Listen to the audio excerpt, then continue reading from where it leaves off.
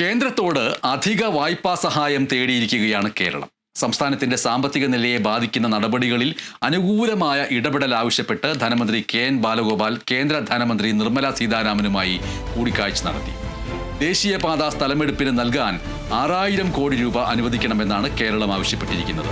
കടമെടുപ്പ് പരിധിയിൽ നിന്ന് വെട്ടിക്കുറച്ച 3323 കോടി രൂപ നൽകണമെന്നും 1877 കോടി രൂപ അധിക വായ്പയെടുക്കാൻ അനുവദിക്കണമെന്നുമാണ് ബാലഗോപാൽ ആവശ്യപ്പെട്ടിരിക്കുന്നത്. IGST വിഹിതത്തിലെ 965 കോടി രൂപയുടെ കുടിശ്ശികയുണ്ട്. ആ കുടിശ്ശിക നൽകാൻ നടപടി സ്വീകരിക്കണമെന്നും കെ.എൻ. ബാലഗോപാൽ കൂടിക്കാഴ്ചയിൽ ആവശ്യപ്പെട്ടു.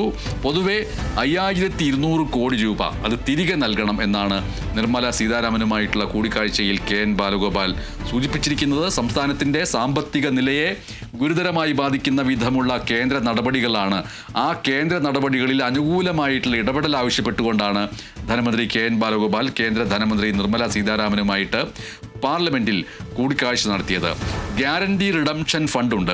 ആ ഗ്യാരണ്ടി റിഡംഷൻ ഫണ്ടിന്റെ പേരിൽ കടമെടുപ്പ് പരിധിയിൽ നിന്ന് വെട്ടിക്കുറച്ച 3323 കോടി രൂപ അടിയന്തരമായിട്ട് നൽകാൻ നടപടി സ്വീകരിക്കണമെന്നാണ് ഒരു പ്രധാനപ്പെട്ട ആവശ്യം.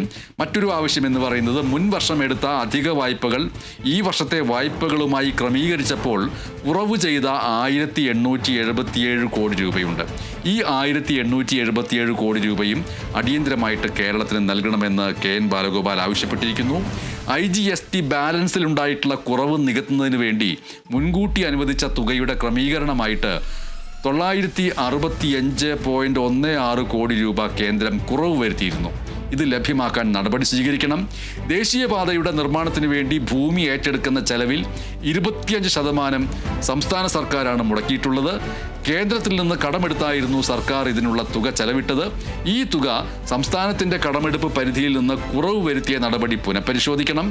നിലവിലെ കടമെടുപ്പ് പരിധിക്ക് പുറമെ മറ്റ് വ്യവസ്ഥകൾ കൂടാതെ നടപ്പ് സാമ്പത്തിക വർഷം 6000 കോടി രൂപ അധികം കടമെടുക്കാൻ കേരളത്തിന് അനുവാദം നൽകണമെന്നും ധനമന്ത്രി കെ.എൻ. ബാലഗോപാൽ കേന്ദ്രമന്ത്രി നിർമ്മല സീതാരാമനുമായി നടത്തിയ കൂടിക്കാഴ്ചയിൽ അഭ്യർത്ഥിച്ചു.